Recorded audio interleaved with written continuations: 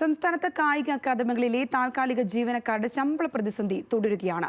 പ്രത്യക്ഷ സമരത്തിലേക്ക് ഇറങ്ങിയ ജീവനക്കാരോട് ശമ്പളം ഉടൻ നൽകുമെന്ന വാഗ്ദാനവും ഇതുവരെ നടപ്പാക്കിയിട്ടില്ല. അതിനിടെ മെസ് തുകയുടെ കുടിശ്ശിക ഇനത്തിൽ 3 കോടി അനുവദിച്ച പ്രശ്നം രമ്യതയിലെത്തിക്കാനാണ് കായിക വകുപ്പിന്റെ നീക്കം. വർഷാവർഷം നടക്കുന്ന സ്കൂൾ കോളേജ് കായികമേളകൾക്കും മറ്റ് പരിപാടികൾക്കും കാശ് പൊടിപിടിക്കുന്ന കായിക വകുപ്പിന് പക്ഷേ ജീവനക്കാർക്ക് ശമ്പളം നൽകാൻ മാത്രം പണമില്ല. സ്പോർട്സ് കൗൺസിലിന് കീഴിലെ പരിശീലകർക്ക് ശമ്പളം ലഭിച്ചിട്ട് 4 മാസത്തിലധികമായി. സംസ്ഥാനത്ത് സ്പോർട്സ് കൗൺസിലിന് കീഴിൽ വിവിധ അക്കാദമികളിലായി 130ഓളം താൽക്കാലിക ജീവനക്കാരാണുള്ളത്.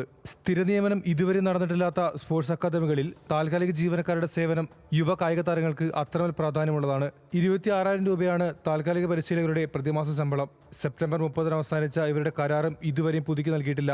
അതിനിടെയാണ് സ്പോർട്സ് കൗൺസിലിന് കീഴിലെ അക്കാദമികളിലെ ഭക്ഷണ വിതരണത്തിനായി 3 കോടി രൂപ ഇപ്പോൾ അനുവദിച്ചിരിക്കുന്നത്. അടുത്ത ആഴ്ച മുതൽ തുക വിതരണം ചെയ്യുമെന്നാണ് മന്ത്രിയുടെ ഓഫീസ് അറിയിച്ചിരിക്കുന്നത്. അപ്പോഴും ജീവനക്കാരുടെ ശമ്പള കാര്യത്തിൽ എപ്പോൾ തീരുമാനമുണ്ടാകുമെന്ന് വകുപ്പ് വ്യക്തമാക്കുന്നില്ല. ന്യൂസ് മലയാളം, കൊച്ചി.